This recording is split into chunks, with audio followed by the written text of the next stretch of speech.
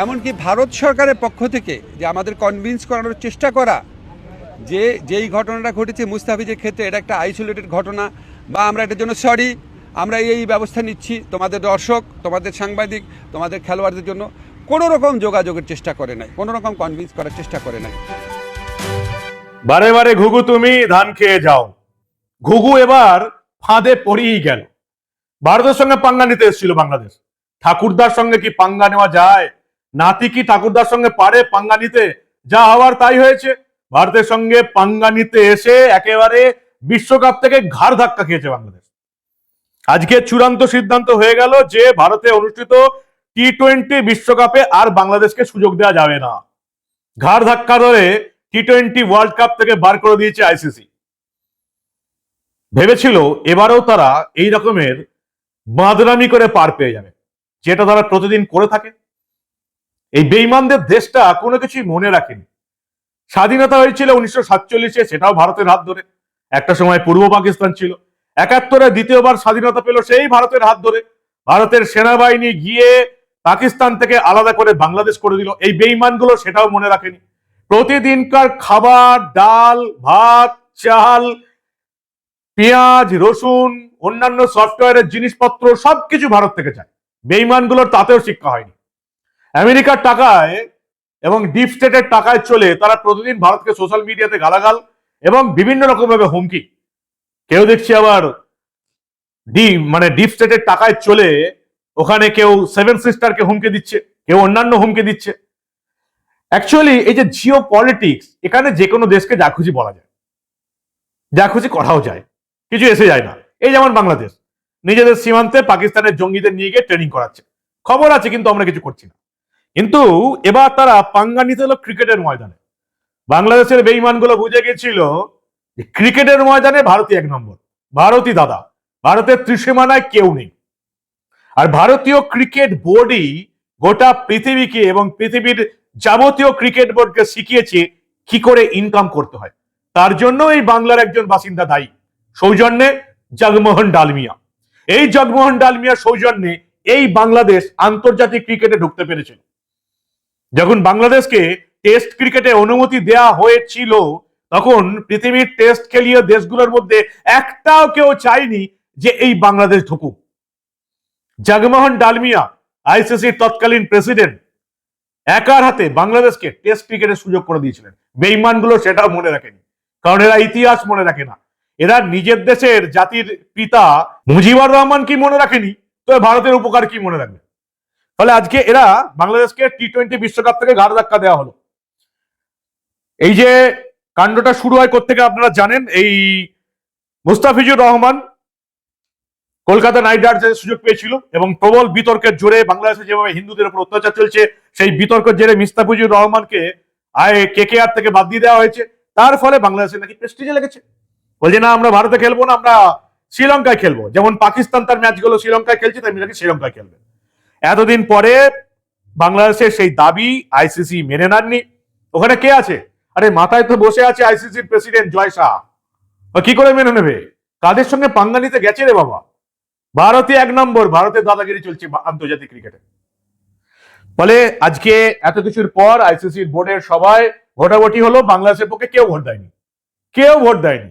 বাংলাদেশ ভেবেছিল তাদের পালক পিতা পাকিস্তান তাদের সাহায্য করতে চেয়েছিল, ভেবেছিল তাদের পক্ষ নিয়ে তারাও বিশ্বকাপ থেকে বের হয়ে আসবে, বয়কট করবে। বাংলাদেশ এখনো পাকিস্তানকে চেনেনি। এই যে 1971-এ বাংলাদেশের স্বাধীনতার লড়াই হলো, সবচেয়ে বেশি বাংলাদেশকে অত্যাচারিত কারা করেছিল? এই পাকিস্তানের আর্মি।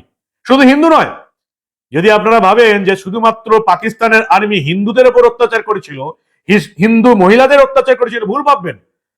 বাংলাদেশে মুসলিম হিন্দু নির্বিচারে পাকিস্তান আর্মি অত্যাচার করেছিল। সেই পাকিস্তানকে আবার নিজেদের আব্বু বানিয়েছে বাংলাদেশিরা। ভেবেছিল আব্বু সহায়তা করবে, আব্বু কাজকলা দেখিয়ে দিয়েছে। আরে এত কোটি টাকার ব্যাপার, কয়েকশো কোটি টাকা। পাকিস্তান এখন বলছে তোরা নিকুচি করেছে বাংলাদেশ, তোরা এখন আয়, তোদের পাশে আছি, কিন্তু আমরা টি-20 ওয়ার্ল্ড কাপ বয়কট করবো না। আজকে দেখলাম আমরা একেবারে আইসিসি বিসিবি বাংলাদেশ ক্রিকেট বোর্ডকে জানিয়ে দিয়েছে বাংলাদেশ সরকারের সঙ্গে আলোচনা করে দু একদিনের মধ্যে চূড়ান্ত সিদ্ধান্ত জানাতে হবে, না হলে বিকল্প কোনো দেশকে টি-20 বিশ্বকাপ খেলার সুযোগ দেওয়া হবে, যা আজকের মধ্যে জানাতে পারলো না। আইসিসি অফিসিয়াল সিদ্ধান্ত নিয়ে দিয়েছে বাংলাদেশ বাদ, ঘাড় ধাক্কা দিয়ে বের করে দেওয়া হলো বিশ্বকাপ থেকে বাংলাদেশকে। সূচি বা ম্যাচের কেন্দ্র বদল করা সম্ভব নয়। বাংলাদেশের পরিবর্তে এখন খেলবে স্কটল্যান্ড। বাংলাদেশের যুব এবং ক্রিকেট উপদেষ্টা আসিফ নজরুল পরিষ্কার তাকে জানিয়ে দেওয়া হয়েছে বাংলাদেশকে আর খেলার দরকার নেই। শেষ কদিন কিরকম চূড়ান্ত ডামাডোল চলেছে, তারপরে একেবারে হাঁটু করে বসে তারা বললো ভারত একবার ক্ষমা তো চাইতে পারতো। আরো একবার দেখুন এই যে আসিফ নজরুল কিভাবে নির্লজ্জের মতন বলছে ভারত ক্ষমা চাইলেই আমরা খেলতে যেতাম। দেখুন আপনারা, আমরা এটার জন্য সরি, আমরা এই ব্যবস্থা নিচ্ছি।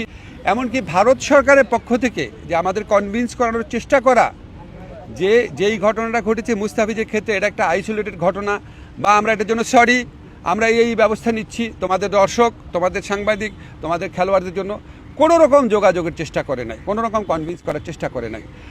আইসিসির তরফ থেকে বাংলাদেশ বোর্ডকে পরিষ্কার জানিয়ে দেওয়া হয়েছে ভারতে খেলার ক্ষেত্রে নিরাপত্তার কোন রকম ঝুঁকি নেই।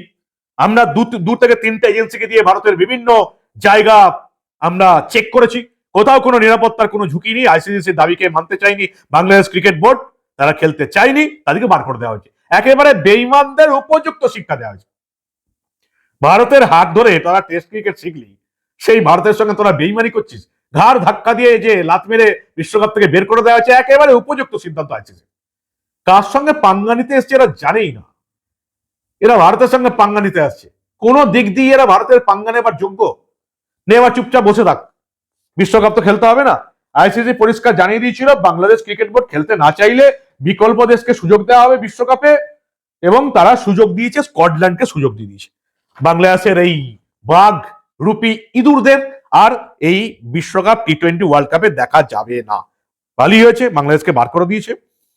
এবং যেহেতু দেখতে পাচ্ছি আসিফ নজরুল দেশের যুব এবং ক্রিকেট উপদেষ্টা, বাংলাদেশ সরকারের এই একগুঁয়ে মনোভাবের জন্য আজকে বাংলাদেশের ক্রিকেটাররা বঞ্চিত শুধু হলোই, এরপরে বাকি আন্তর্জাতিক প্রতিযোগিতামূলক ভারসাম্য কিন্তু প্রভাব ফেলবে। এদের বিরুদ্ধে শাস্তিমূলক ব্যবস্থা নেওয়া হবে কিনা সেটাও খতিয়ে দেখছে। পাকিস্তান কি বয়কট করবে? পাকিস্তান জানিয়ে দিয়ে তোমাদের পাশে আছি, তোমরা ঠিকই বলছো ভারতের বিরুদ্ধে, কিন্তু আমরা বয়কট করবো না। পাকিস্তান যে এভাবে লাস্ট মুহূর্তে আছলা বাঁশ দেবে বাংলাদেশের ক্রিকেট বোর্ড একেবারে ভাবতেও পারেনি।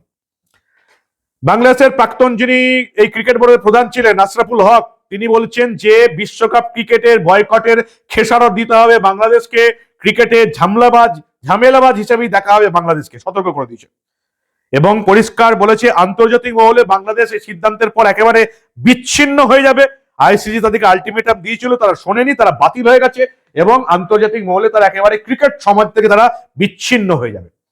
এবার আসি একটা, যারা বন্ধুত্ব কি সেটা গোটা পৃথিবীর মানুষকে জানাতে পেরেছে, যারা স্বীকার করতে পেরেছে ভারতের ভূমিকা কি।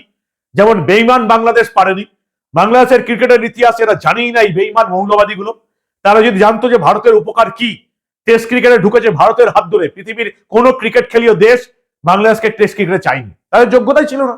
একটা অযোগ্য দেশকে টেস্ট ক্রিকেট ঢুকিয়েছিলেন জগমোহন ডালমিয়া। কিন্তু আরো একটা দেশ আছে আফগানিস্তান। এই আফগানিস্তান ক্রিকেটারকে এই পর্যন্ত নিয়ে আসার পেছনে সবচেয়ে প্রধান ভূমিকা পালন করেছে আমার আপনার দেশ ভারতবর্ষ।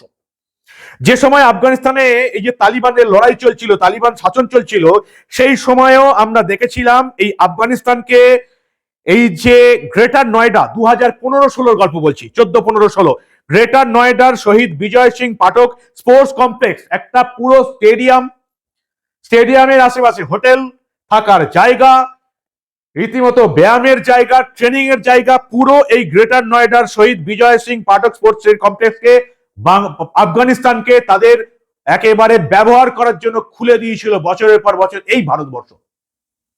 যেখান থেকে আফগানিস্তান একেবারে পরপর বেশ কিছু দেশকে হারিয়েও দিয়েছিল। 2024 বিশ্বকাপের সেমিফাইনাল খেলেছিল আপনারা জানেন এই বাংলাদেশ।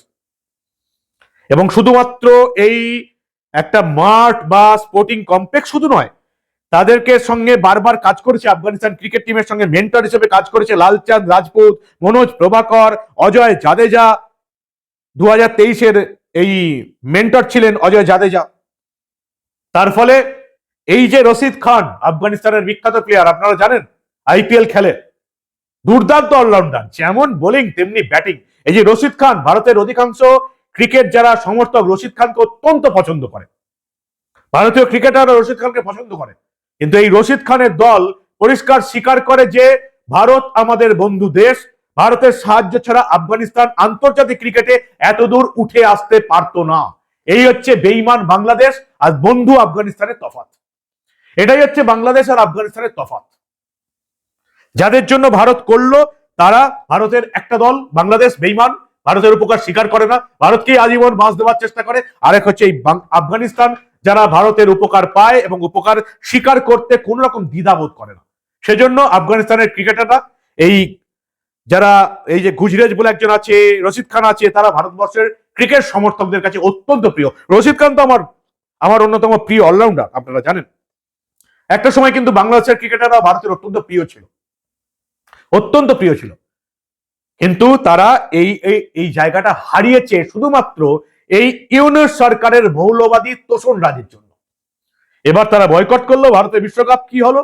ঘাড় ধাক্কা ধরে বিশ্বকাপ টি-20 ক্রিকেট থেকে বাংলাদেশকে বার করে দিয়েছে আইসিসি। কার সঙ্গে পাঙ্গা নিচ্ছে এবার এই ইঁদুরদের বোঝা উচিত। কি বলেন আপনারা? উচিত শিক্ষা দিল, যেটা আমি আপনারা বারবার বলে এসেছি যে এই বাণিজ্যের ক্ষেত্রেও ভারত সরকারকে এই বাংলাদেশকে উচিত শিক্ষা দিতে হবে। এই যে বাংলাদেশি বেঈমানগুলো যারা সীমান্তে চীনকে ঢোকাচ্ছে, সীমান্তে পাকিস্তানকে ঢোকাচ্ছে, জঙ্গিদের ঢুকিয়ে ভাবছে ভারতের সেভেন সিস্টারকে আলাদা করে দেবে। বারবার এদের মৌলবাদী প্রশাসক ইউনূস বারবার বলছে সেভেন সিস্টার সেভেন সিস্টার, আর বাংলাদেশের ম্যাপে দুখানা সেভেন সিস্টার আছে। ভারত যদি একবার ফু দেয় বাংলাদেশ থেকে দুটো সেভেন সিস্টার উদাও হয়ে যাবে। কি বলবেন আপনারা? উচিত শিক্ষা পেয়েছে বেঈমান বাংলাদেশ। আপনাদের মূল্যবান এবং গুরুত্বপূর্ণ মতামত জানান দা নিউজ বাংলার কমেন্ট সেকশনে।